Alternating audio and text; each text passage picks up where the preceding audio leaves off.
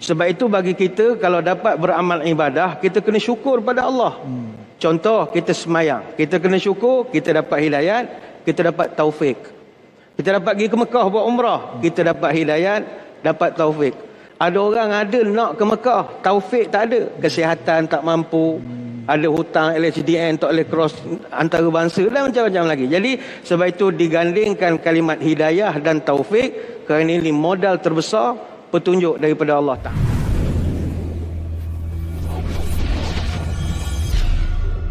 Tiga bintang ilmuwan kami tampilkan bagi mengupas tajuk pada malam ini. Terus saja saya memperkenalkan tiga panelis kita pada malam ini. Di sebelah kiri saya, iaitu yang berbahagia Datuk Ustaz Badli Shah Alauddin, Imam Besar Masjid Sultan Ahmad I, Kuantan, Pahang, Darul Makmur. Assalamualaikum warahmatullahi wabarakatuh. Waalaikumsalam warahmatullahi wabarakatuh. Terima kasih kerana sudi bersama dengan kami. Terima kasih mengundang. Turut bersama kami pada malam ini yang berbahagia Tuan Haji Ustaz Muhammad Fauzi Mustafa, Ahli Lembaga Pemegang Amanah Yayasan Diraja Sultan Mizan. Assalamualaikum warahmatullahi wabarakatuh. Waalaikumsalam warahmatullahi wabarakatuh. Balik kampung ke Besut. Betul. Alhamdulillah. Alhamdulillah. Turut bersama dengan kami melengkapkan trio panelis pada malam ini, iaitu yang berbahagia Profesor Madya Dr. Syauqi Othman, Pensyarah Kanan Universiti Putra Malaysia. Assalamualaikum Doktor. Waalaikumsalam warahmatullahi wabarakatuh. Sudah bersedia untuk bersama forum malam ini? Ya, jom. Alhamdulillah, insya-Allah. Baik. Tuan-tuan dan puan-puan dirahmati Allah Subhanahu wa taala, bagi anda yang menonton, sama ada boleh menerusi TV1 ataupun live Facebook di Facebook Jabatan Kemajuan Islam Malaysia JAKIM, ataupun live streaming di rtmclick.gov.my. Saya nak mulakan perbincangan malam ini mengajukan soalan kepada yang berbahagia Datuk Ustaz Badli Shah terlebih dahulu. Tajuk kita malam ini adalah berkenaan dengan hidayah. Seringkali apabila kita berbicara dan di hujung sesuatu majlis akan didoakan tentang wabillahi taufiq wal hidayah. Digabungkan perkataan taufiq dan hidayah. Mungkin sebagai mukadimah Datuk boleh huraikan apa maksud taufiq dan apa maksud hidayah, dan adakah kedua-dua saling berhubung antara satu sama lain? Silakan Datuk. Assalamualaikum warahmatullahi wabarakatuh. Waalaikumsalam. Bismillahirrahmanirrahim. Alhamdulillahi rabbil alamin. Wassalatu wassalamu ala asyrafil anbiya'i wal mursalin wa ala alihi wa sahbihi ajma'in, amma ba'du.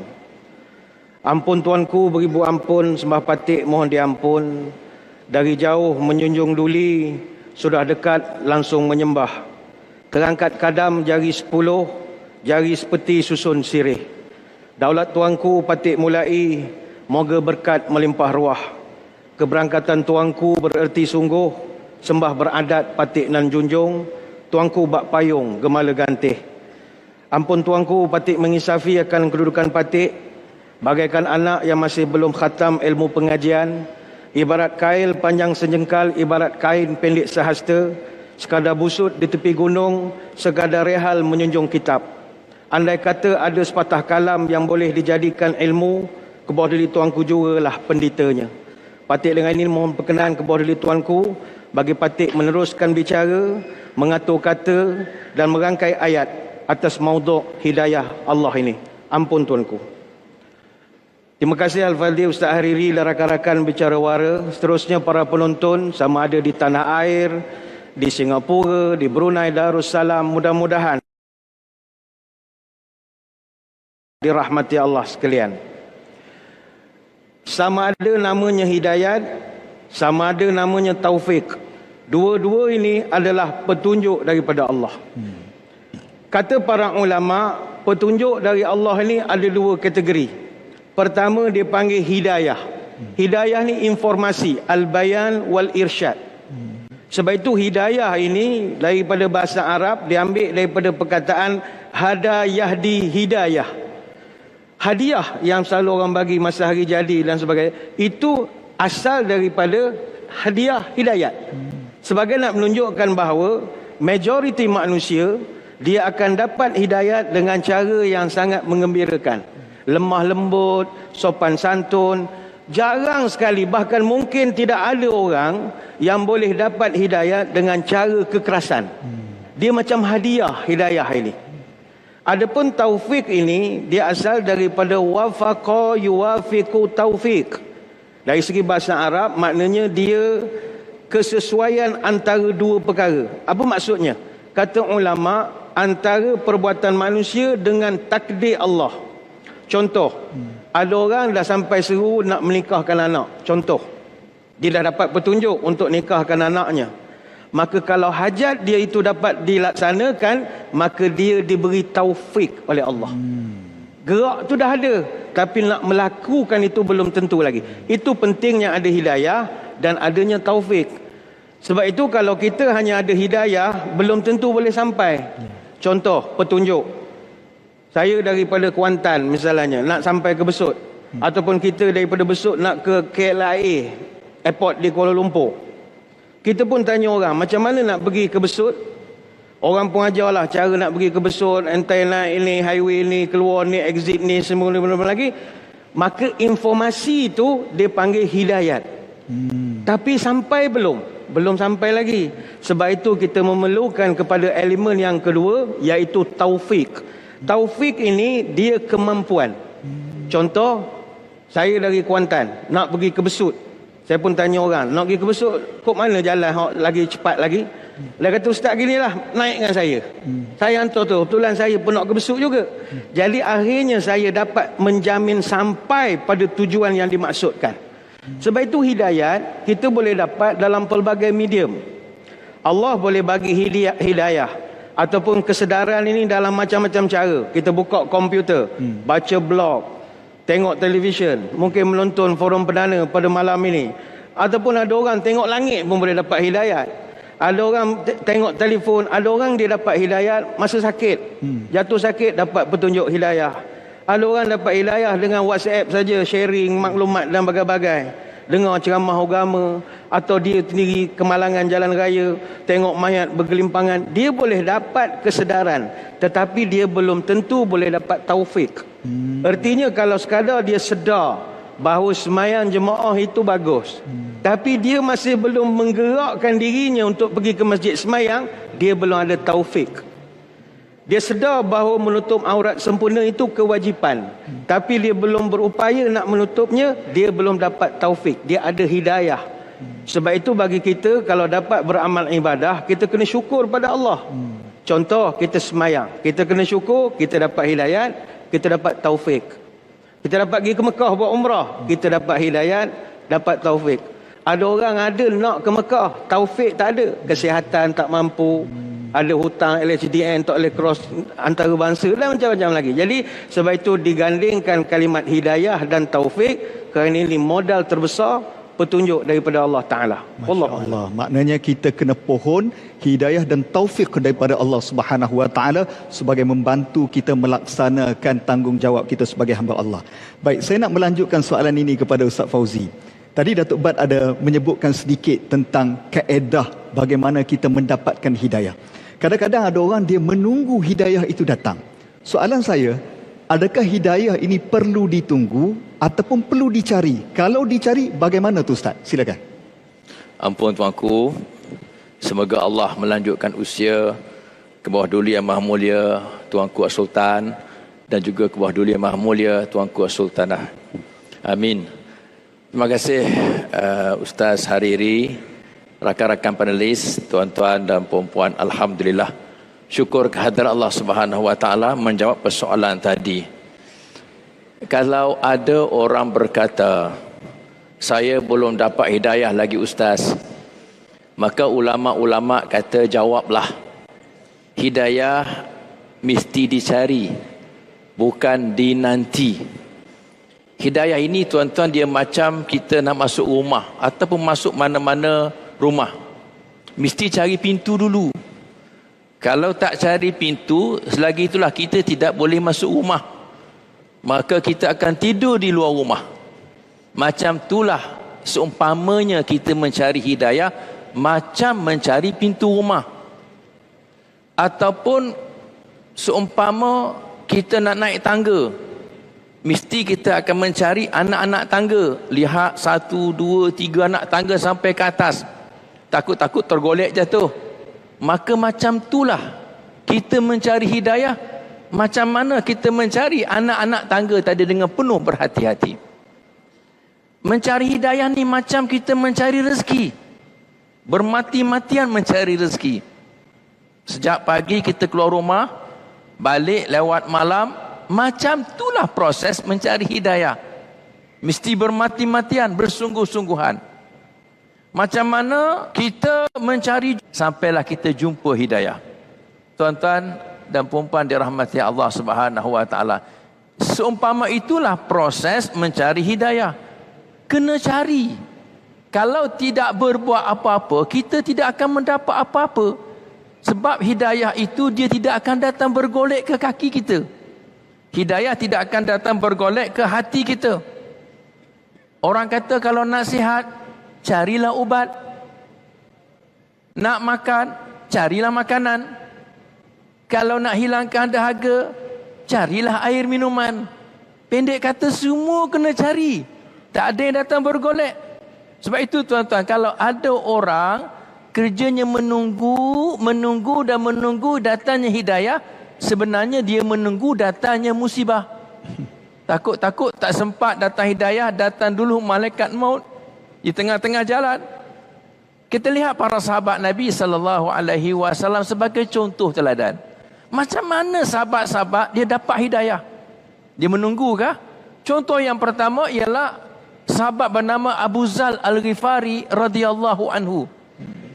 Dia dengar saja ada seorang Nabi yang membawa kebenaran di kota Mekah, maka Abu Zar bergegas naik kuda pergi ke kota Mekah mencari Nabi yang bawa kebenaran tersebut.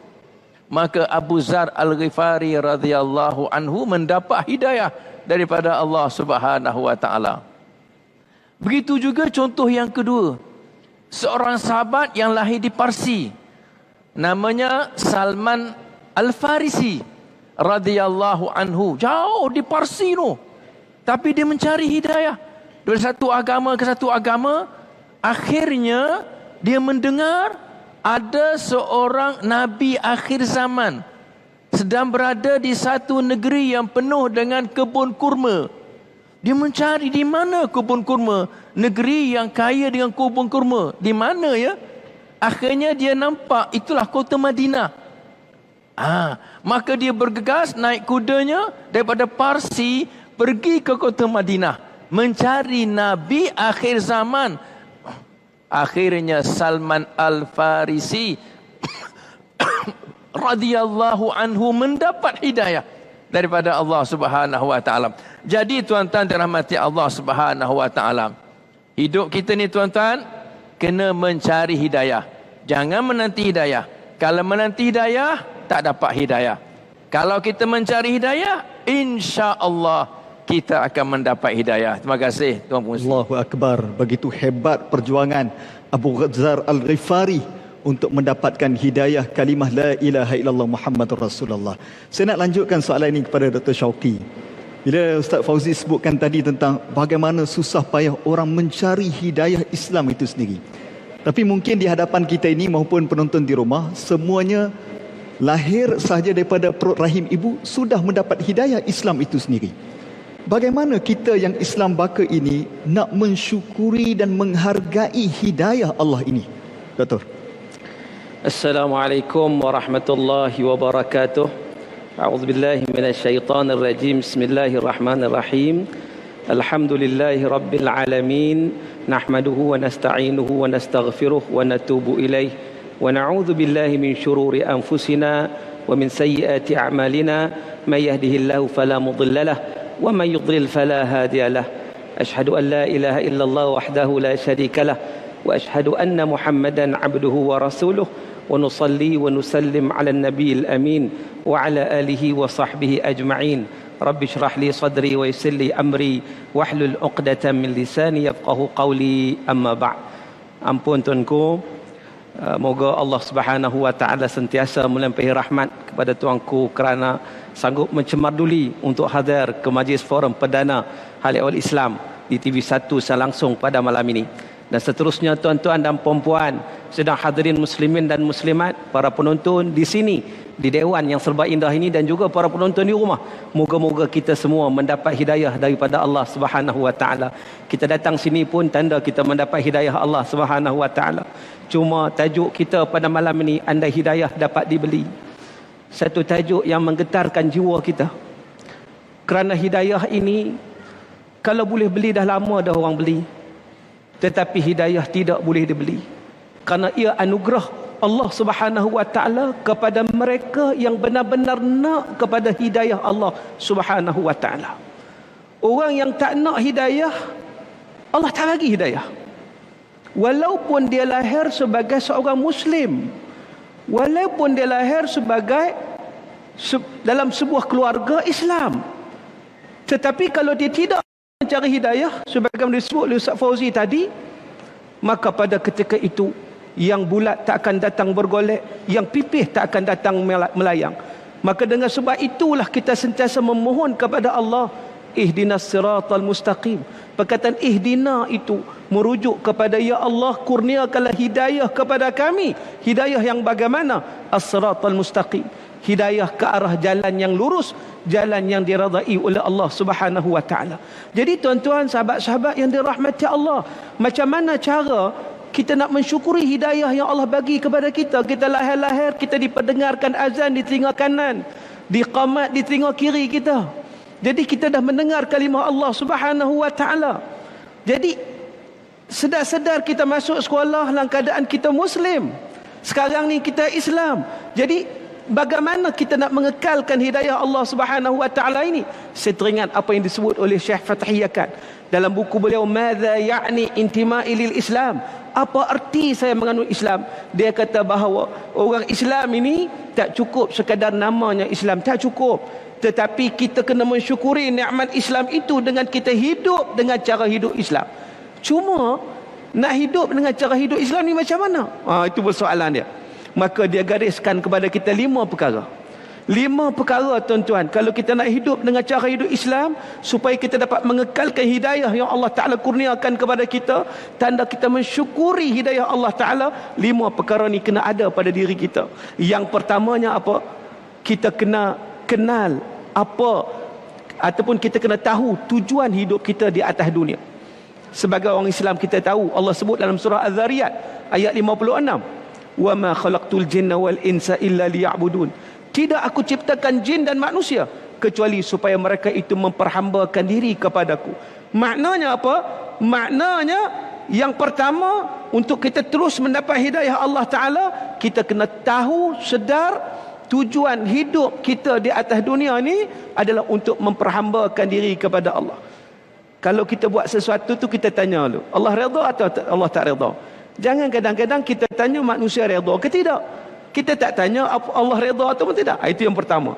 Yang kedua, kita kena kenal hakikat dunia berbanding akhirat. Allah Ta'ala menyatakan walal akhiratu khairu wa abqa. Akhiratlah yang sebaik-baiknya, yang paling kekal.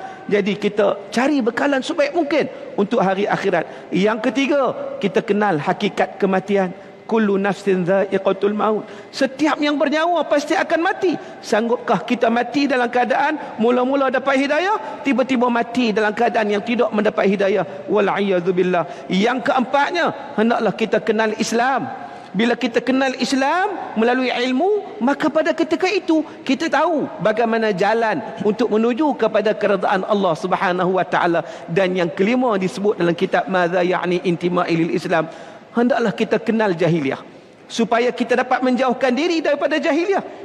Umar Al-Khattab radhiyallahu anhu menyatakan, innama tanqaddu ural Islam urwatan idza nasha'a fil Islam man lam ya'rifil jahiliyah.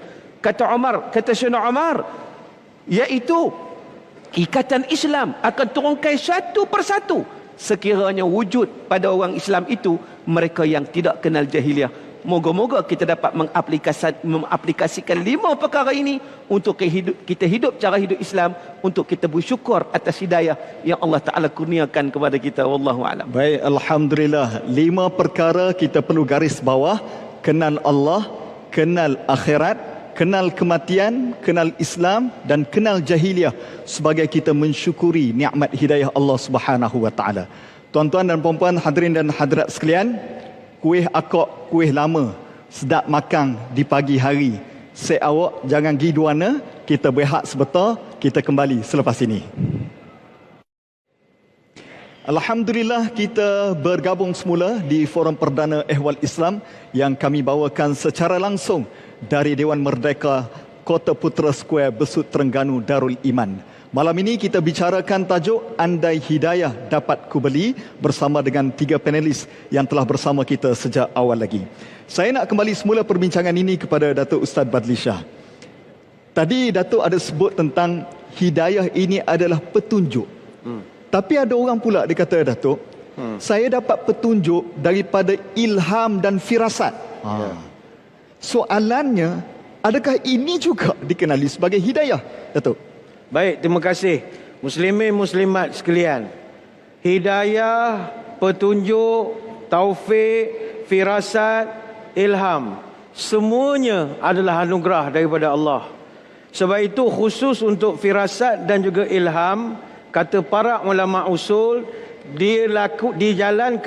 disalurkan melalui malaikat yang namanya malaikat mulhim. Itu memang kerjanya menyampaikan firasat dan juga ilham. Sebab itu tentang firasat ni ada satu hadis Nabi pernah menyebut, ittaqu firasatal mu'min fa innahu yanzur binurillah. Takutlah kamu kepada firasat orang beriman. Sebab orang beriman itu firasatnya disokong dengan cahaya Allah. Walaupun hadis ini lemah, tapi dia tidak bertentangan dengan beberapa firman Allah. Sebagai contoh dalam Quran, Allah Ta'ala sebut, inna fi dzalika la ayatin lil mutawassimin. Surah Al-Hijr ayat 75. Sesungguhnya pada yang demikian menjadi tanda kepada mutawassimin. Siapa mutawassimin? Kata Imam Mujahid dalam tafsirnya, mutawassimin pada ayat ini adalah orang-orang yang Allah beri firasat yang kuat. Dia ada firasat. Jadi orang macam kita ini boleh tak dapat firasat daripada Allah? Boleh. Tapi kata Ibn Syuja' Al-Kirmani dalam kitab Hilyatul Awliya, siapa-siapa nak dapat firasat yang tepat kena buat beberapa syarat. Kata dia, man syakhasa basarahu anil maharim wa amsaka anis syahawatin wa umara batinuhu bidawamil muraqabah wa zahirahu bittiba'i sunnah wa awwada nafsahu aklal halal lam tukhti firasatuhu. Siapa-siapa pertama jaga pandangan dari melengok benda hak tak senonoh. Ni orang laki-laki. Jaga mata, jangan tengok benda tak senonoh. Yang kedua, boleh mampu menahan syahwat. Bisikan nafsu nak beli tu, nak itu, nak macam-macam nak diorder. Kalau tengok barang-barang nak order beli online misalnya, dia tahan kehendak dia. Yang ketiga, sentiasa uruskan hatinya dekat dengan Allah. Semua benda Allah, semua benda Allah. Selipar hilang pun Allah. Kereta cala langgar dia orang, ini Allah. Dia tidak nak sibuk ke benda lain, Allah dulu. Yang keempat, ittiba' sunnah, sentiasa iltizam dengan sunnah Nabi. Yang kelima, sentiasa membiasakan makan benda yang halal. Apa kesannya? Lam tukhti firasatuhu, firasatnya takkan salah.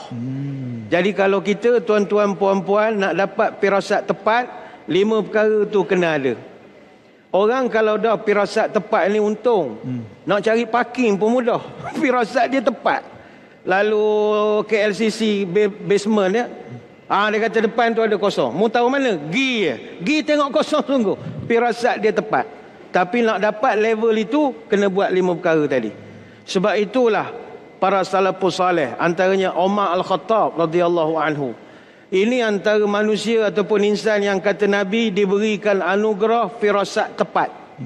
Sehingga kan kata Nabi, laqad kana yakun fi umamil qablakum muhaddatsun.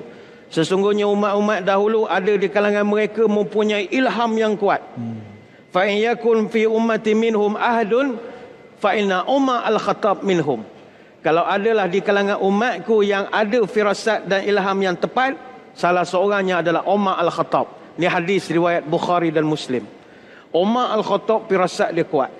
Pernah dalam khutbah, dia tengah baca khutbah, tiba-tiba ditajalikan depan dia peperangan anggota dia di tempat yang jauh. Dia boleh seru daripada Madinah saja. Hisin, Syariah Hisin, bukit. Terkejut jemaah, apa pula ada teks baru pula disebut bukit ni. Rupanya dia ternampak ketika itu.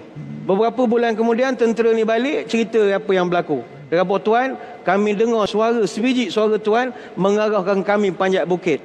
Akhirnya kami selamat dari serangan bandit ketika itu. Ini Umar Al-Khattab radhiyallahu anhu. Sama juga Imam Syafi'i rahimahullah. Ni antara ulama yang diberikan firasat yang kuat. Imam Syafi'i tuan-tuan, dia pernah mengajar dalam satu kelas. Tiba-tiba ada seorang muslimat, dia baling apple merah. Dia baling apple, Imam Syafi'i tangkap. Imam Syafi'i tengok apple. Kalau kita lah tengah mengajar, anak murid baling apple, apa kita buat? Kita ucap terima kasih lah. Oh, terima kasih lah beri apple ke saya. Tak. Imam Syafi'i tengok apple, dia ambil pisau, dihirih. Dia lempar balik pada belakang. Habis majlis anak murid tanya, apa Tok Guru buat begitu? Dia kata orang puan tadi nak tanya soalan, dia malu. Soalan apa main baling apple? Kata dia nak tanya pasal orang perempuan, masa bilakah dia dah habis suci untuk dia nak boleh semayang. Jadi kalau hirisan itu dah menjadi putih, dia terangkanlah dengan firasatnya saja. Cuma tuan-tuan, ada manusia dia dapat firasat kerana pengalaman hidup. Ada. Contoh orang pergi ke laut, dia tahu masa bila nak hujan, masa bila nak ribut. Orang besuk ni terror lah, benda-benda begitu ya. Mana nak musim sotong dia tahu. Ada orang dia kenal orang, pengalaman. Macam contoh saya ada kawan SPRM. Saya tanya dia, bang, macam mana awak boleh kenal orang rasuah bang? Dia kata, ustaz, orang rasuah ni ustaz, tengok lubang hidung dia, saya tahu dia rasuah. Ada orang memang muka dia tu custom made, muka rasuah ada. Dia gerak atas pengalaman. Atau penguatkuasa kita di Jabatan Agama.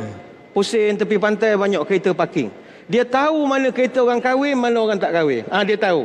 Dari mana mari firasat itu? Itu berdasarkan pengalaman. Tetapi kalau kita orang biasa nak dapat firasat yang tepat, ilham yang bagus, ikutlah pesanan Ibn Syuja' Al-Kirmani, 5 perkara tadi. Allahuakbar. Masya-Allah.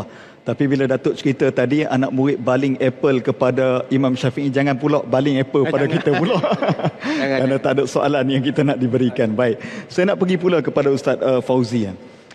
Ada orang dia mendapat hidayah, sama ada dia daripada bukan Islam masuk kepada Islam, ataupun Islam dia menjadi lebih baik.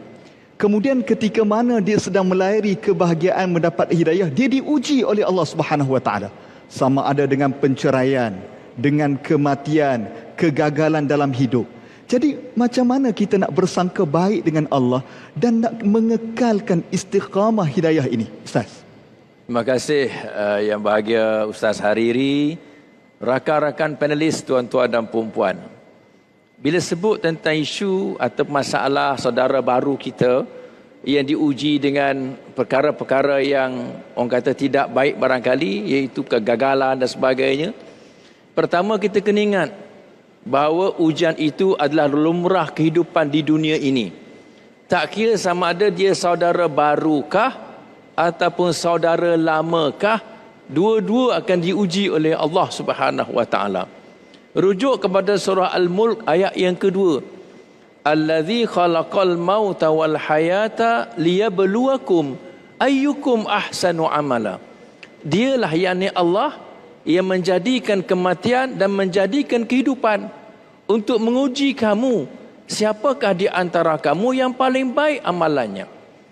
Dalam surah Al-Anbiya ayat yang kelima, Allah berfirman, wa nabluukum bisyarri wal khairi fitnah wa ilaina turja'un. Dan kami pasti akan menguji kamu wahai manusia, sama ada dengan perkara yang buruk ataupun perkara yang baik, sebagai satu ujian untuk kamu, dan kepada kami kamu pasti akan kembali.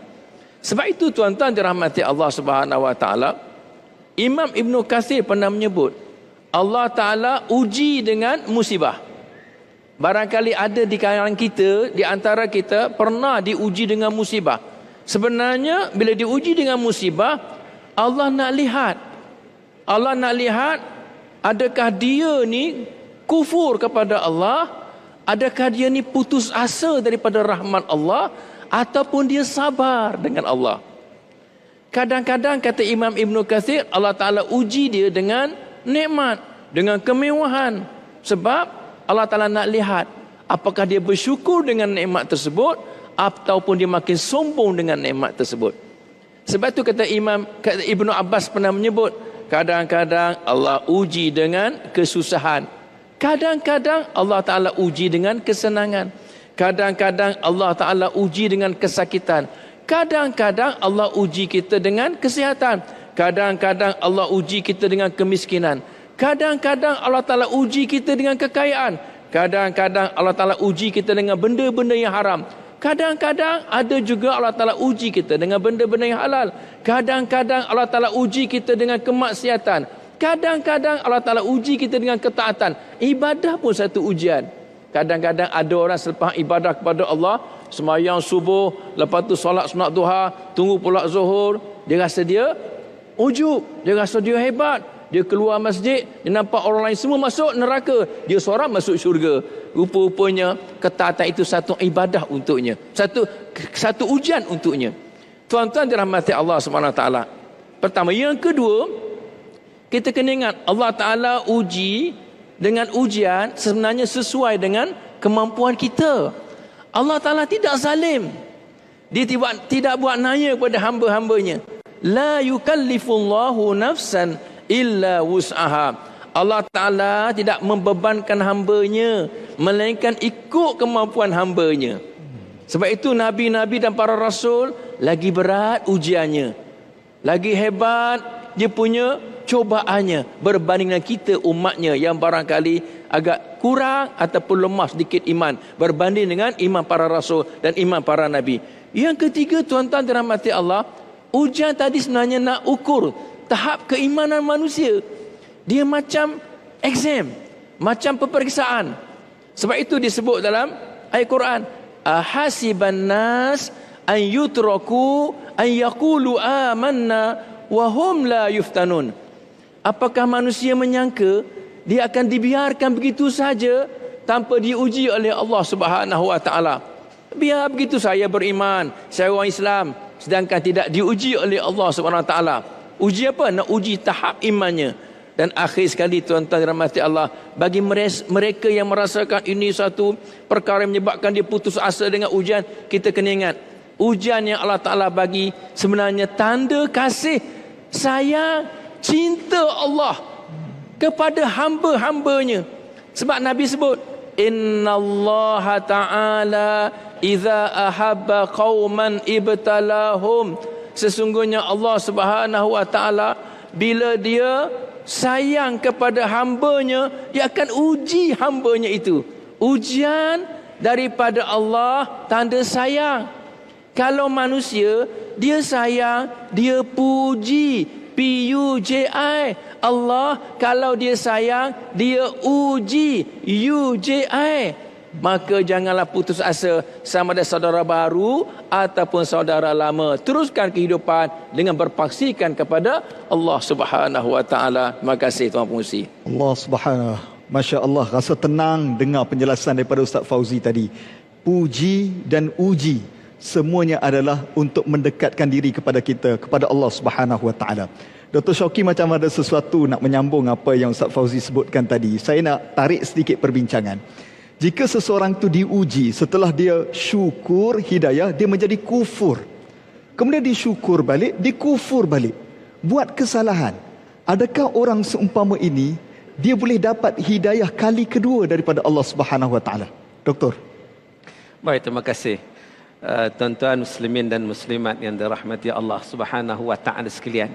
Al-iman yazid wa yanqus. Iman kita kadang naik, kadang turun. Masa naik itu memang okey sangatlah. Masa turun KO. Lepas tu naik balik. Kan? Kemudian turun balik. Biasanya waktu yang naik ni pada bulan Ramadan. Subhanallah, bulan Ramadan ni memang power punya. Bila lepas pada tu hilang sebentar. Jadi adakah berlaku begitu bagaimana? Tuan-tuan yang dirahmati Allah Ta'ala sekalian, seseorang itu dihitung di atas kesudahannya. Pengakhiran dia bagaimana? Allah Ta'ala sentiasa membuka ruang hidayah walaupun pada orang yang melakukan dosa. Disebut dalam hadis Nabi SAW, Nabi kata, Inna Allah yaqbilu taubatal abdi malam yugharghir. Allah Ta'ala menerima taubat hambanya selagi mana nyawa belum sampai ke halkum. Jadi walaupun dia melakukan maksiat, dia bertaubat. Ini maksiat balik, dia bertaubat balik. Buat maksiat balik, bertaubat balik. Allah masih menerima taubat dia. Tapi kena ingat, kita takut dalam keadaan dia buat maksiat, tiba-tiba dia mati. Pada waktu itu memang masalah. Maka dengan sebab itu, apatah lagi orang yang melakukan maksiat, yang bertimpa-timpa maksiat, dia akan menyebabkan hati dia semakin lama semakin hitam. Sebab kata Nabi SAW, bila mana ada seorang itu melakukan dosa, maka ada satu nuktatan sauda, satu titik hitam pada hati dia. Bila banyak, lama-lama menyebabkan gelap. Bila gelap, sukar untuk dia kembali ke pakal jalan.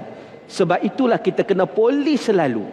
Kita kena berusaha untuk memastikan bahawa kita terjatuh, kita bangun semula untuk mencari hidayah Allah Subhanahu wa taala. Dalam surah Al-An'am ayat 125, Allah Taala menyatakan, "May yuridillahu an yahdiyahu yashrah sadrahu lil Islam, wa may yurid an yudhillahu yaj'al sadrahu dayiqan haraja ka'annama yas'adu fis sama'." Sadaqallahul azim. Allah Ta'ala menyatakan, sesiapa yang Allah nak bagi hidayah kepada seseorang, kerana dia nak kepada hidayah Allah, yashrah sadrahu lil Islam, dilapangkan dada dia dengan Islam. Dia seronok duduk dalam majlis forum perdana, dia seronok baca Quran, dia seronok duduk dalam majlis ilmu. Dia lapang dada dengan Islam. Syariat Allah dia seronok. Sebab apa? Sebab itu petanda dia dapat hidayah Allah. Tetapi awas, Allah Ta'ala menyatakan, sesiapa yang dapat kesesatan, yaj'al sadrahu dayiqa, Allah jadikan dadanya sempit, sesak, ka'annama yas'adu fis sama', seumpama dia mendaki ke atas langit. Allah bagi satu perumpamaan kepada kita. Orang yang sesak dengan Islam ni, dia tak rasa seronok dengan Islam, majlis ilmu dia tak seronok, Quran dia tak seronok, syariat Allah dia tak seronok. Itu ada masalah. Itu ada masalah. Dada je sempit, sesak, seumpama mendaki ke atas langit.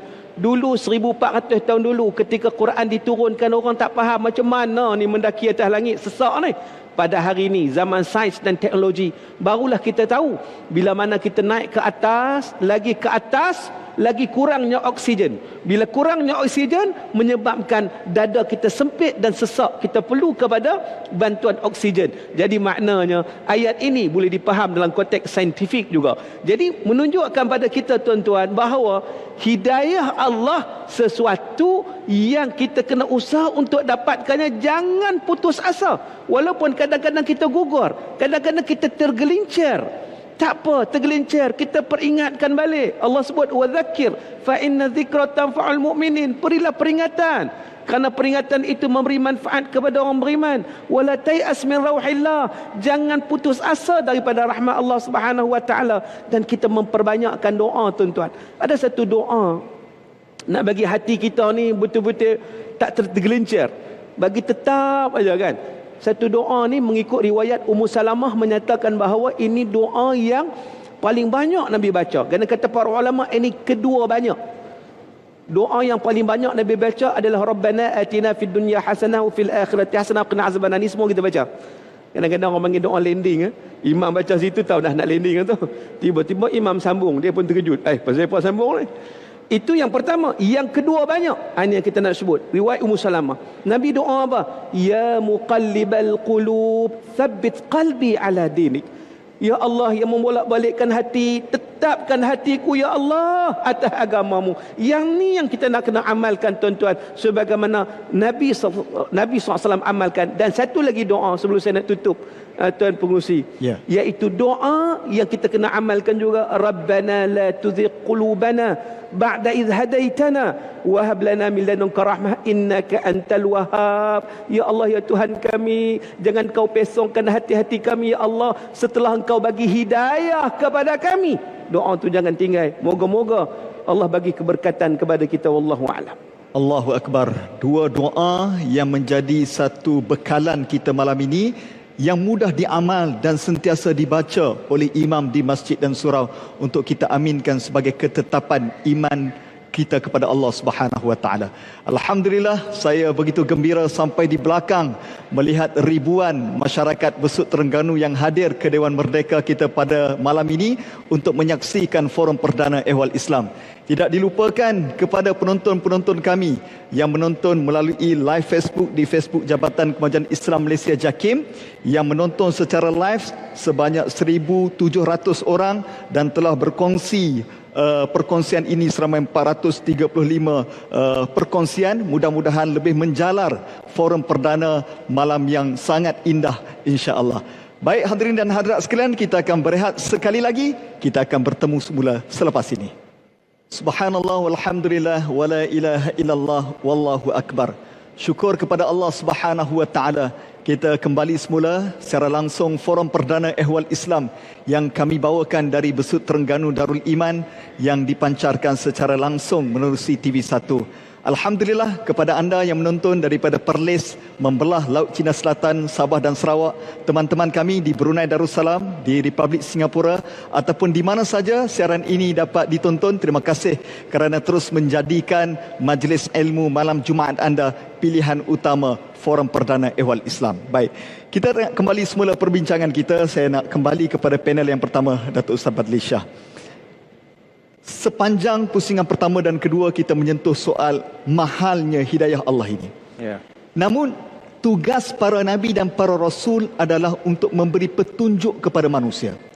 Namun ada kalanya babak-babak yang Allah Ta'ala ceritakan di dalam Al-Quran, para nabi dan para rasul ada yang menemui kegagalan untuk berdakwah kepada ahli keluarga mereka.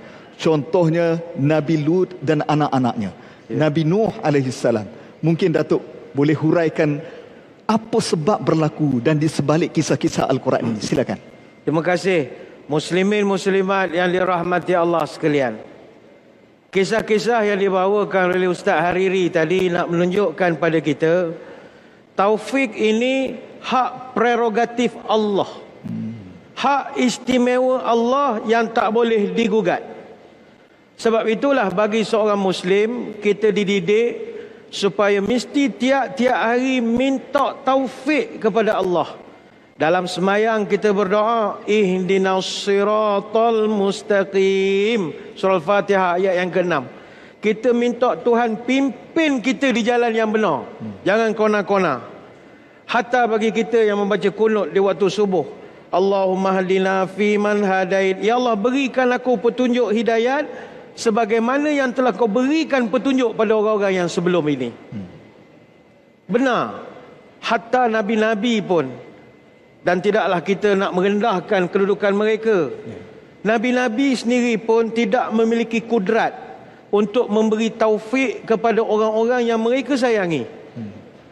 Saya ambil contoh kes Abu Talib, sehingga turun dalam Quran, innaka la tahdi man ahbabta walakin Allah yahdi man yasha wa huwa a'lamu bil muhtadin. Kamu tidak boleh memberi petunjuk hidayat kepada orang yang kamu kasihi, tetapi Allah lah yang memberi petunjuk hidayat, dan Allah lebih kenal dengan orang yang sudi menerima petunjuk hidayat. Ini surah Al-Qasas ayat 56. Kenapa turun ayat ini? Nabi SAW memujuk Abu Talib untuk masuk Islam sampai ke saat akhir. Tetapi sampai penghujung usianya, Abu Talib tetap nak kekal dengan agama yang lama. Sehingga kan Nabi menyebut depan empat saudara dia, ai ammi qul la ilaha illallah kalimatan uhajju laka biha indallah. Wahai pak saudaraku, ucapkanlah kalimat la ilaha illallah, saya akan berhujah depan Allah kalau pak saudara boleh cakap je ayat itu. Abu Talib tak hendak, sebab hak prerogatif Allah. Sama juga kisah Nabi Nuh yang disebutkan tadi. Wa hiya tajri bihim fi maujin kal jibal. Anak Nabi Nuh dalam gelombang yang macam laut, macam gunung, kata Allah Ta'ala. Wa nada Nuhun ibnu kana fi ma'zil. Anak dia sudah terkapai-kapai kelemasan dalam banjir besar. Tapi Nabi Nuh ni seorang ayah, anak sedang lemah. Dia panggil, ya bunayya irkib ma'ana, wahai anakku, mari naik kapal bersama abah. Mari naik kapal bersama Abah. Wala takun ma'al kafirin. Jangan ikut orang lain. Mari naik Noah's Ark itu. Mari naik kapal dengan Abah. Tapi Allah merekodkan dalam surah Hud ayat 42, anak dia pun menolak ajakan Nabi Nuh. Sama juga Nabi Ibrahim alaihissalam. Qala araghibun anta an ilahati ya Ibrahim. Wahai Ibrahim, adakah kamu benci kepada Tuhan-Tuhan ni? Ayah kan sembah Tuhan ini. Kenapa kamu tak benci? Berlaku konflik antara ayah, pak saudara, anak dan sebagainya lagi. Maka pelajaran untuk kita hari ini adalah kita berusaha saja yang terbaik. Selebihnya kita serahkan kepada Allah. Kerana Allah Ta'ala dia tidak mengukur hasil, tapi usaha. Allah Ta'ala takkan tanya, wahai Ustaz Hariri, wahai Ustaz Fauzi, wahai Dr. Suki, berapa orang dah engkau berjaya mengislamkan? Tuhan tak tanya berapa orang. Tapi yang Tuhan tanya adalah, adakah engkau buat kerja ataupun tidak? Allah tidak pernah ukur hasil, tetapi usaha kita. We do the best, God do the rest. Kita hanya buat yang terbaik saja. Contoh anak kita orang masjid, tapi anak kita la ilallah macam-macam perangai duduk di rumah. Cakap di rumah pun cakap Korea dah, cakap asal sayang. Kita pun pening lah. Bila pula aku hantar sekolah Korea pula budak-budak ni. Kita habis ring dah didik, tapi dia tetap juga tambah jadi baik misalnya. Kita pun risau masuk neraka dah aku tak. Kita usaha tak buat yang terbaik. Ramai orang sekarang dia tidak usaha. Anaknya bermasalah, dia subkon anak dia ke orang. Dia suruh orang doakan anak dia, jampikan anak dia. Tak boleh begitu. Mak bapak itu yang mesti usaha. Sebab itu Luqmanul Hakim. Kenapa Allah Ta'ala puji Luqmanul Hakim? Sebab dia didik anaknya tanpa jemu. Anak dia tak dengar cakap dia pun, tapi dia tak pernah fed up. Orang sekarang mudah sangat fed up. Saya kadang-kadang Ustaz Riri ada orang, Ustaz tolong buat air botol, Ustaz tolong jampi sikit air. Kenapa? Anak saya ni malas maya. Dia bagi sebotol air. Saya kata, kok saya bukan tak boleh jampi, boleh je tiup lebih kurang. Setakat sebotol air ni tak cukup. Patut kena ajak saya pergi ke rumah, biar saya jampi tangki air tu betul, biar dia mandi apa senang lah, nak nasi je air, pakai air tu terus. Adakah boleh selesai dengan sebotol air? Tak. Doa. Berapa orang ibu-ibu mengangkat tangan berdoa kepada orang, pada Allah. Ya Allah, anak aku tak semayang, Ya Allah. Anak aku tak hormat aku, Ya Allah. Dia tidak minta kepada Allah, tetapi dia lebih nak suruh orang supaya selesaikan masalah dia. Sebab itu ayolah ibu-ibu, bapa-bapa sekalian, ataupun anak-anak yang sedang menghadapi masalah mak ayahnya tak mau hidayah, kita peganglah pada satu prinsip. Kita hanya buat saja yang terbaik, selebihnya serah kepada Allah. Yang penting bagi kita adalah kalau kita mak ayah, anak-anak kita ni kita didik. Didik bukan sekadar didik. Didiklah lagi dan lagi dan lagi dan lagi dan lagi dan lagi dan lagi dan lagi dan lagi sampai kita tak ada lagi. Itu kaedah orang mencari hidayah dan taufik. Wallahu alam. Allahu Akbar. Jangan putus asa dan sentiasa berdoa kepada Allah Subhanahu Wa Taala. Saya tengok Ustaz Fauzi banyak mencatat poin-poin tambahan yang mungkin dia nak ditambah kepada apa yang disebut oleh Datuk Bat. Saya suka tadi bila kita bercakap tentang surah Al-Qasas ayat 56 tentang kisah Abu Talib. Ini sangat signifikan dengan hidayah Allah. Mungkin kita ada situasi yang sama. Mak ayah kita, anak-anak kita, bapa saudara kita, jiran tetangga dan sebagainya. Jadi bagaimana kita sebagai seorang pendakwah yang ada kesedaran untuk menarik mereka kepada hidayah Allah? Ustaz. Terima kasih Ustaz Hariri, rakan-rakan panelis, tuan-tuan dan puan-puan. Tadi ada Datuk bacakan satu ayat surah Al-Qasas ayat 56, betul kan? Disebut dalam ayat tersebut, innaka la tahdi man ahbabta walakinnallaha yahdi man yasha. Sesungguhnya engkau wahai Nabi Muhammad tidak boleh memberi hidayah kepada sesiapa yang engkau sayang, tetapi Allah Ta'ala yang beri hidayah kepada sesiapa yang dia kehendaki. Cuma kadang-kadang ada orang bertanya, Ustaz, kenapa Nabi tidak boleh bagi hidayah? Sedangkan dalam surah Syura, dalam surah Syura ayat 52, Allah Ta'ala sebut, wa innaka latahdi ila siratim mustaqim.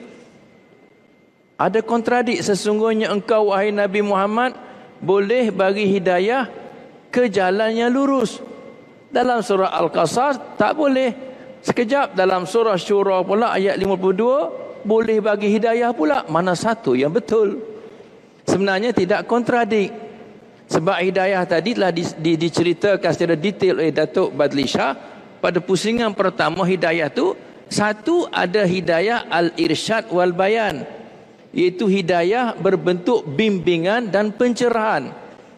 Yang kedua, hidayah taufik wal iman, iaitu masukkan hidayah iman ke dalam hati manusia. Yang Nabi boleh bagi hidayah ini ialah hidayah dalam bentuk bimbingan dan pencerahan saja. Termasuk pada Abu Talib, bapa saudaranya. Dalam Sahih Bukhari diceritakan, memang Nabi sebelum itu duduk sebumbung dengan Abu Talib, serumah dengan Abu Talib, bapa saudaranya. Sejak dari kecil lagi sampailah Nabi berkahwin dengan Khadijah binti Khuwailid radhiyallahu anha. Malah Abu Talib menganggap Nabi sebagai anak dia. Ibni, wahai anakku. Tuan-tuan mati Allah, Nabi hanya mampu beri hidayah dalam bentuk bimbingan dan pencerahan. Begitu juga Al-Quran.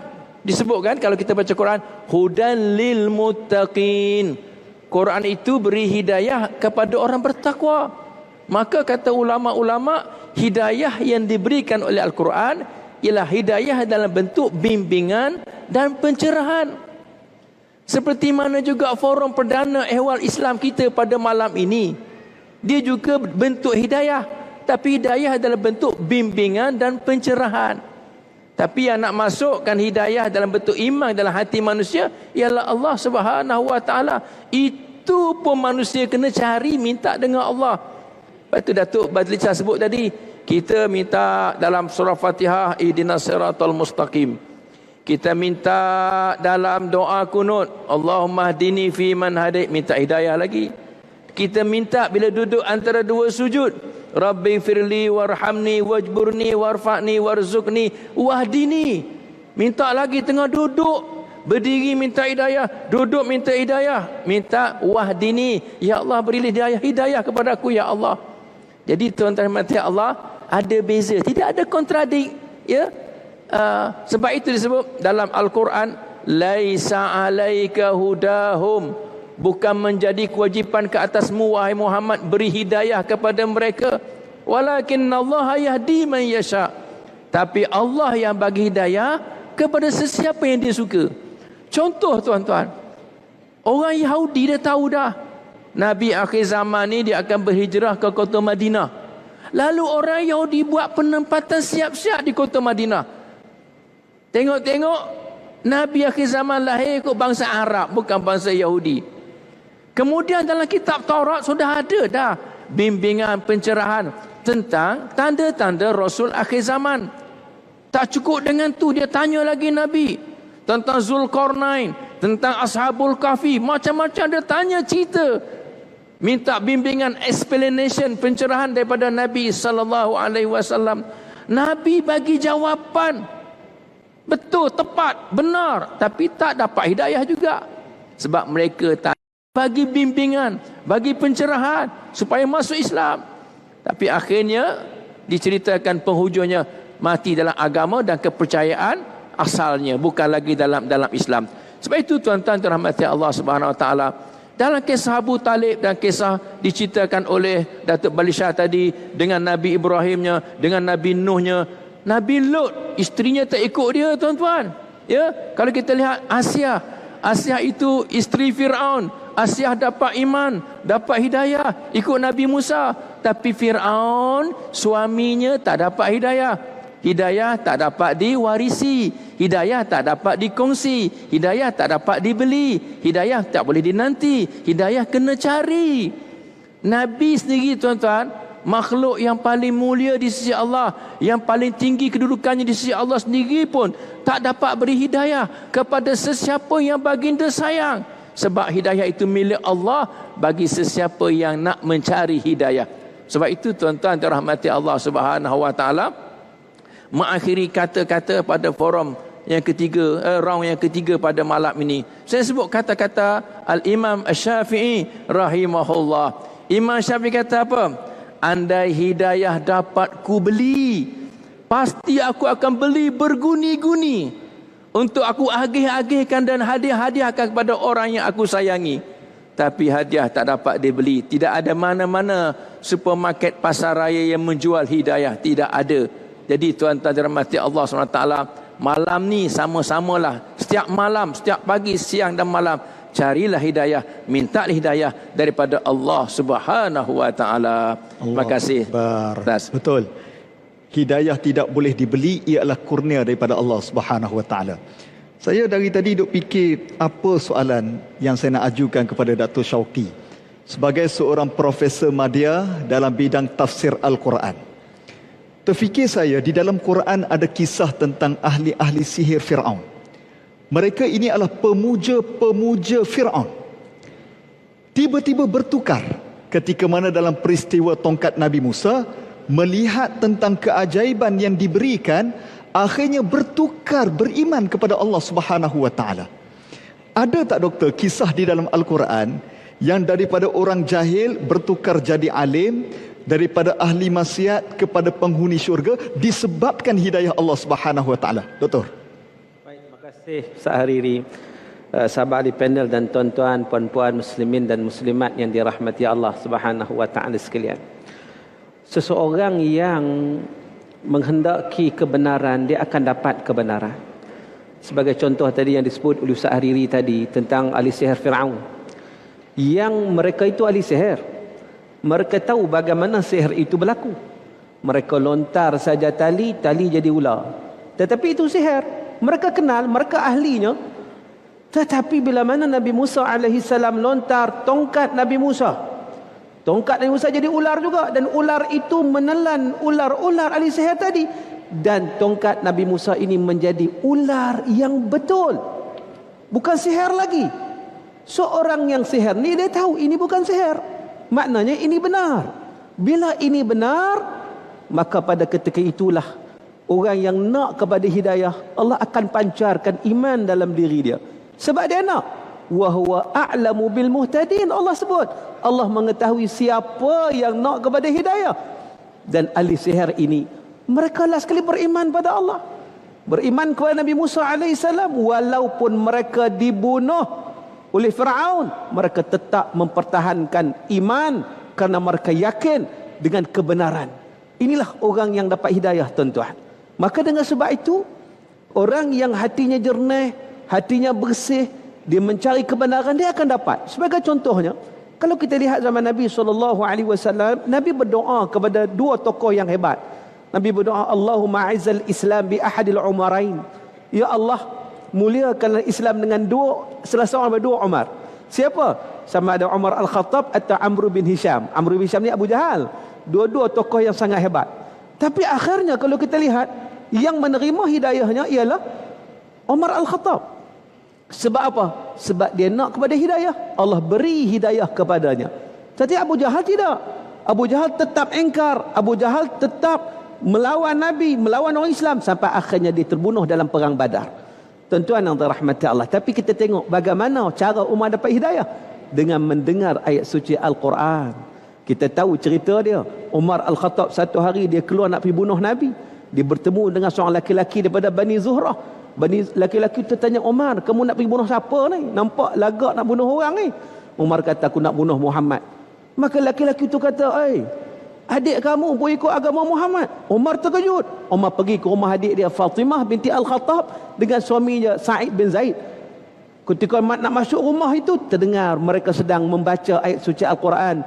Taha ma anzalna 'alaikal Qur'ana litashqa illa tadhkiratan liman yakhsha, hingga seterusnya. Akhirnya ringkas cerita, Umar mendengar ayat Quran tersebut dan seterusnya dia minta untuk membacanya, dan akhirnya dia mendapat hidayah Allah Subhanahu wa taala. Tuan-tuan yang dirahmati Allah, ada seorang ulama nama dia Fudail bin Iyad. Kita mungkin pernah dengar Fudail bin Iyad ni, dia seorang ulama yang sangat hebat. Ketika mana ayat Al-Quran yang dibaca oleh Ustaz Fauzi tadi, allazi khalaqal mauta wal hayah liyabluwakum ayyukum ahsanu amala.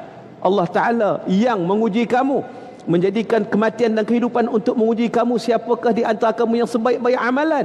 Ditanya kepada Fudail bin Iyad, apakah maksudnya sebaik-baik amalan? Fudail bin Iyad menyatakan aswabuhu dan akhlasuhu.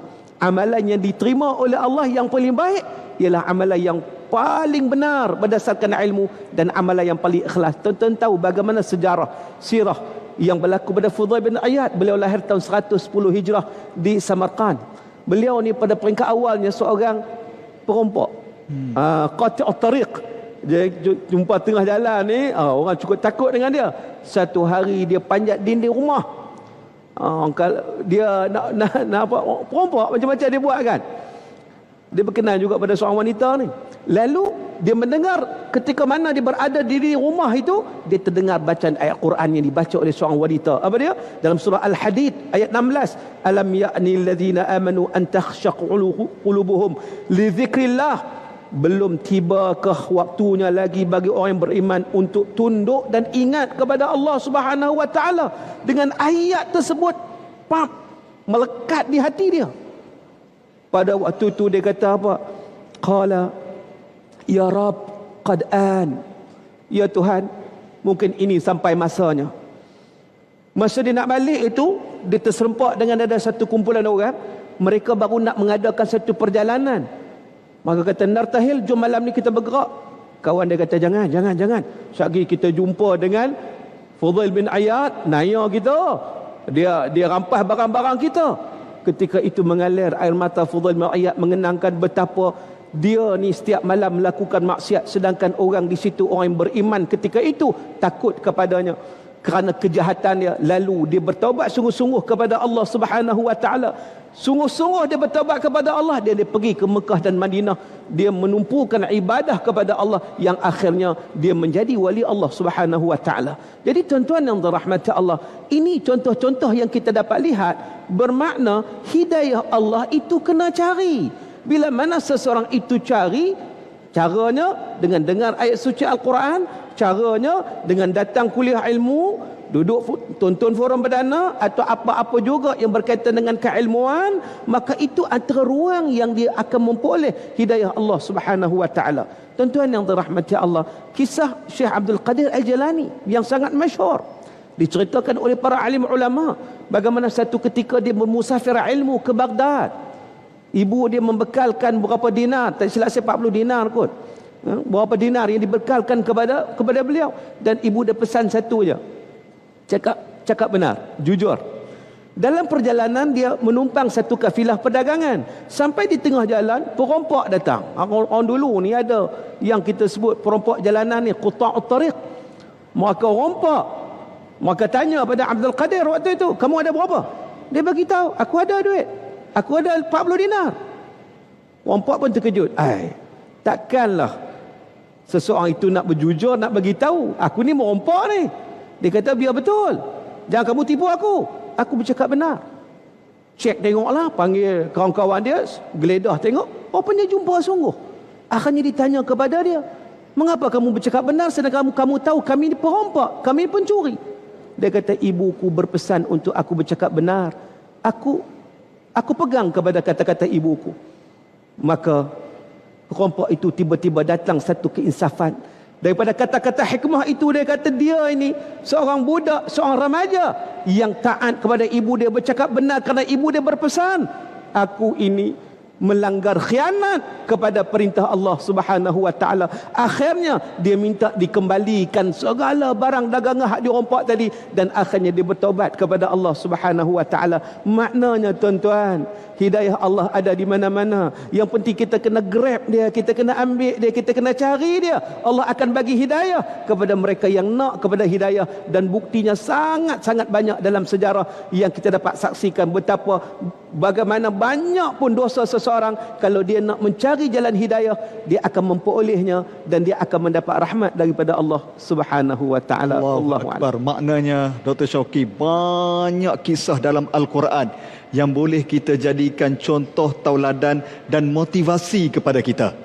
Kata orang besuk apa ni Dr. Syauqi, gedebes tara mana sekalipun, kalau Tuhan nak beri hidayah, kun fayakun. Ni orang besuk katalah. Baik, alhamdulillah kita sudah sampai di pusingan yang ketiga. Kita akan berehat sekali lagi. Sekembalinya nanti kita akan beri kesimpulan kepada topik perbincangan kita, andai hidayah dapat ku beli. Kita kembali semula selepas ini. Alhamdulillah, tadi sedikit bingkisan Allah Perihalalah Terengganu yang menjadi satu ikonik kepada negeri Terengganu Darul Iman. Sedar tak sedar kita sudah sampai di penghujung rancangan. Mungkin para penonton di rumah mungkin tertanya-tanya, kenapa pukul 10 suku belum berakhir forum perdana yang biasanya berakhir jam 10. Namun forum perdana malam ini, forum perdana khas, kita berakhir pada jam 10.30 malam. Dan kita nak beri kesimpulan tentang tajuk kita pada malam ini, Andai Hidayah Dapat Ku Beli. Mungkin saya fikir kita mula dengan tuan rumah dululah. Mungkin Ustaz Fauzi untuk mulakan terlebih dahulu. Apa kesimpulan yang dapat kita buat daripada tajuk kita ini? Silakan. Terima kasih yang bahagia moderator, rakan-rakan panelis, tuan-tuan dan puan-puan. Pertamanya kesimpulan saya nak sebut ialah hidayah mesti dicari. Allah Ta'ala sebut, walladzina jahadu fina lanahdiyannahum subulana. Dan orang-orang yang menempuh berusaha bersungguh-sungguh mencari jalan kami, yakni mencari hidayah daripada Allah. Lanahdiyannahum subulana, pasti kami akan tunjukkan kepadanya jalan-jalan kami. Jadi siapa yang cari, dia akan dapat petunjuk. Itu memang confirm daripada ayat Quran. Itu yang pertama, tuan-tuan. Yang kedua, zaman kita sekarang macam dapat petunjuk senang. Semua rumah ada Quran. Bacalah Quran dengan tadabbur. Kalau baca Quran tak faham makna, dapat pahala sajalah. Tapi kalau kita baca Quran, kita faham makna, insya-Allah kita akan dapat hidayah. Sebab itu Nabi sebut, taraktu fikum amraini ma in tamassaktum bihima lan tadillu min ba'di abada, kitab Allah wa sunnat nabiyhi. Kata Nabi, maksudnya aku tinggalkan kamu dua perkara. Seandainya kamu berpegang teguh dengan kedua-dua perkara ini, kamu ikut kedua-dua perkara ini, lan tadillu, kamu tidak akan sesat buat selama-lamanya. Apa dia, tuan-tuan? Kitab Allah, Al-Quran. Nombor dua, wa sunnata nabiyhi, sunnah Nabi sallallahu alaihi wasallam. Sebab itu kalau kita lihat dalam sejarah, sudah ramai tokoh-tokoh yang hebat daripada luar agama Islam. Orientalis contohnya. Mereka, macam mana mereka nak cari keburukan-keburukan Islam? Mereka berkata, Quran telah diturunkan 1400 tahun yang sudah. Pasti sudah tidak relevan dengan zaman sekarang. Pasti isi kandungannya sudah kolot, tidak boleh dipakai. Maka kita kena selongkar isi Al-Quran, tunjukkan kepada orang Islam, sudah tidak relevan lagi. Maka dia tugaskan seorang ahli sains yang terkenal. Kamu kena selongkar Al-Quran, cari kelemahan Quran, cari kesalahan Quran, tunjukkan kepada orang Islam. Maka dia pun ambil tanggungjawab ini, tuan-tuan. Dia pun mengkaji, dia membaca, dia menghayati the Holy Quran. Sebab dia orang putih, masalah, tuan-tuan, kena baca in English. So dia baca in English the Holy Quran. Tuan-tuan, A sampai Z, tuan-tuan, dia baca. Mula-mula sekali dia kata apa? Aku kagum dengan Quran. Di mana kagum yang pertama sekali? Dia kata aku tengok surah pun kagum dah. Belum baca isi kandungan, baru surah. Surah apa yang dia kagum? Dia kata apa? Dalam Al-Quran tidak ada surah Khadijah, tidak ada surah Aisyah, tidak ada surah Fatimah. Sedangkan ini anak Nabi, ini isteri Nabi yang disayangi.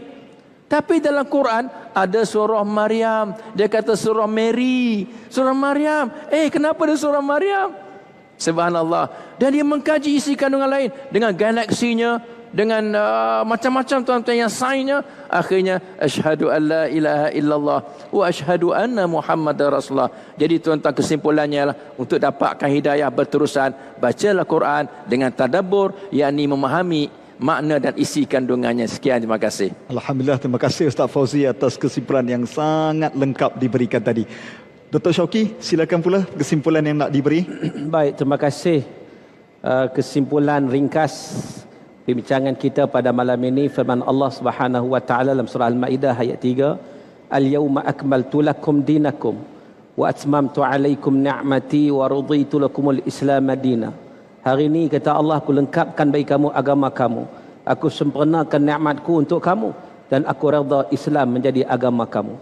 Jadi kita bila mana kita sudah mendapat hidayah Islam, maka kita kena pegang betul-betul. Dalam kitab Talbis Iblis menyatakan bahawa antara jalan-jalan iblis yang menyesatkan manusia daripada jalan hidayah ada 3 penyebabnya. Yang pertamanya kejahilan. Kejahilan. Ini jalan yang iblis cukup seronok. Bila mana orang jahil, dia dapat menjauhkan orang daripada hidayah Allah Subhanahu wa taala. Dia buat perkara yang pelik-pelik, yang Islam tak suruh dia tak buat. Yang Islam suruh dia tak buat, yang Islam tak suruh dia buat. Baru-baru ni sahabat saya bagi tahu ada beberapa orang, beratus orang pergi ke mana? Musim haji baru ni pergi ke Mekah sebelum waktu haji lagi pergi. Dengan tujuan apa? Nak berbai'ah dengan Imam Mahdi pada hari wukuf katanya. Pergi cari Imam Mahdi pula. Ni sebab apa? Sebab tidak memahami tentang perkara-perkara yang berkaitan dengan hadis-hadis akhir zaman. Itu sebagai contoh. Jadi iblis syaitan ni cukup senang nak menyesatkan manusia yang jahil daripada hidayah Allah Subhanahu wa taala. Yang keduanya, syaitan, iblis, dia dapat menyesatkan manusia daripada hidayah bagaimana? Melalui hawa nafsu. Melalui hawa nafsu, innan nafsa la ammaratun bisu, nafsu yang sentiasa mengajak kepada keburukan. Maka dengan sebab itu kita kena bendung nafsu kita, kita kena didik nafsu kita, antaranya dengan kita memperbanyakkan puasa sunat. Itu yang kedua. Yang ketiganya, iblis dapat menguasai ataupun melindungi daripada hidayah Allah melalui kelalaian yang ada pada kita. Maka dengan sebab itulah, untuk mengatasi kelalaian ini, hendaklah kita memperbanyakkan zikrullah sebagaimana firman Allah, ala bi zikrillah tatmainnul qulub. Dengan zikrullah itu ia akan memberi ketenangan pada jiwa kita untuk memperoleh hidayah Allah Subhanahu wa taala. Dan di akhirnya, oleh kerana penutup, saya bagi pantun satulah. Sila. Selalunya Ustaz Ariri dengan Datuk yang duk pantun kan. Saya pun pantun jugalah. Baru duk tulis dekat penjara ni. Forum perdana hampir berakhir sudah, berlangsung di Besut yang sangat indah. Syukur kita semua mendapat hidayah. Marilah sama-sama kita ucap Alhamdulillah. Alhamdulillah, amin ya rabbal alamin. Terima kasih Dr. Syauqi atas kupasan kesimpulan. Datuk Bat yang memulakan, Datuk Bat yang perlu mengakhirkan forum dengan kesimpulannya. Silakan. Muslimin muslimat yang dirahmati Allah sekalian, hidayah tak dapat dijual beli. Kepada kita yang sedang berada dalam pelukan hidayah, riayah, inayah, taufik daripada Allah, sedarlah bahawa kita sedang berada di dalam kenikmatan. Maka ayolah kita mengekalkan hidayah ini. Bagaimanakah cara untuk hidayah dan taufik ini dapat kita terus kekalkan? Caranya adalah dengan memperbanyakkan istiqamah. Ni ada yang baru balik pada Mekah ramai, alhamdulillah. Ada yang tanya macam mana nak kekalkan istiqamah daripada Mekah tu Ustaz. Dia istiqamah ini adalah benda susah. Dia istiqamah susah, yang mudah istirahat. Itu mudah. Istiqamah ni dia susah. Tanda orang haji mabrur ni mudah saja. Kalau semasa dia di Mekah hari-hari pergi Masjidil Haram, balik ke Malaysia haram pergi masjid, maknanya tak istiqamah lah maknanya itu. Maka hidayahnya telah putus. Lalu marilah kita istiqamah. Dan untuk istiqamah kena ada semangat. Hidup di dunia penuh cabaran, patah semangat binasalah badan. Hidup di dunia godaannya banyak, hilang semangat maruah tercampak. Hidup di dunia banyak masalah, lemah semangat hidupkan susah. Bila semangat sudah patah, sebarang kerja takkan menyudah. Bila semangat sudah layu, masuk gelanggang beroleh malu. Bila semangat sudah padam, ke darat sesat, ke laut pun karam. Kalau semangat sudah melemah, duduk berunding patahlah lidah. Bila semangat sudah hilang, alamat hidup diperhambakan orang. Kalau orang kehilangan semangat, hidupnya itu bagaikan mayat. Kalau semangat sudah lari, daripada hidup lebih baik jelah mati. Kalau semangat sudah menipis, tuah tercampak, maruah pun terhakis. Namun saudara, bila semangat kuat dan kukuh, sebarang kerja takkan tertangguh. Bila semangat sudah berkobar, menghadapi musuh tidak akan gentar. Kalau semangat sudah menyala, sebarang kerja takkan tergendala. Kalau semangat sudah menggebu, dicampak, dicabar, tidak akan layu. Ayo, dalam mengekalkan hidayah, taufik, inayah dan riayah ini, mari kita jadi orang yang berpendirian teguh. Duduk tegak amatlah kokoh. Diterpa ribut tidak akan roboh. Pendirian tegas dada pun penuh. Ditipu daya takkan terkecoh. Pendirian tegas gagah berani. Mentaati sumpah. Berpegang kepada janji. Moga-moga apa yang kita bahaskan menjadi manfaat kepada kita bersama. Akhir kata, Sultan Terengganu Raja Berdaulat mengambil berat hati rakyat, mendapat sanjungan rakyat jelata, raja dan rakyat berpisah tiada. Ambil tali panjangan 7, kapal dagang tempah ke laut. Tuanku laksana tali yang teguh, hamba rakyat tumpang berpaut. Dirgahayu tuanku. Alhamdulillah, terima kasih diucapkan kepada ketiga-tiga panelis yang telah memberikan kesimpulan yang tuntas kepada tajuk kita malam ini. Terima kasih sekali lagi diucapkan kepada Datuk Ustaz Badli Shah, Ustaz Tuan Haji Fauzi dan juga Dr. Syauqi di atas banyak perkara yang telah dikongsikan sejak daripada jam 9 kita beraksi dan bersiaran. Tidak terucap terima kasih kami juga kepada seluruh penonton, sama ada yang berada di Dewan Merdeka ini melimpah sampai ke luar Dewan, maupun yang menonton kami di TV1 ataupun di live Facebook. Dan kami ucapkan terima kasih juga kepada Kerajaan Negeri Terengganu Darul Iman, seluruh agensi persekutuan dan negeri yang telah menjayakan Forum Perdana Ehwal Islam pada malam ini. Kesimpulan yang dapat saya berikan pada malam ini, sesungguhnya hidayah itu adalah milik Allah. Meskipun Abu Talib tidak dapat dibantu oleh Rasulullah, bapa saudaranya hingga akhir hayat tidak mendapat Islam. Itu adalah hikmah daripada Allah untuk kita bermuhasabah. Marilah sama-sama kita berdoa dengan satu doa yang Allah Ta'ala rakamkan di dalam Al-Quran sebagai ketetapan hidayah di dalam hati kita. Rabbana la tuzigh qulubana ba'da iz hadaitana wa hab lana min ladunka rahmah innaka antal wahhab. Ya Allah, ya Tuhan kami, jangan Engkau gelincirkan hati kami setelah Engkau memasukkan hidayah ke dalam hati-hati ini. Kurniakanlah rahmat di sisimu, ya Allah, Tuhan yang Maha Pemberi. Ampun tuanku. Demikian tadi persembahan Forum Perdana Ehwal Islam pada malam ini. Asah kapak tajam berliung, senang dibuat kayu berduri. Tuanku umpama kemuncak payung, rakyat menumpang berteduh diri.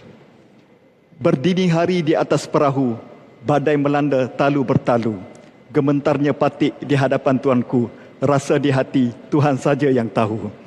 Patik mohon limpah perkenan ke bawah duli-duli yang maha mulia tuanku untuk patik mengakhirkan Forum Perdana Ehwal Islam pada malam ini. Ampun tuanku, dirgahayu tuanku.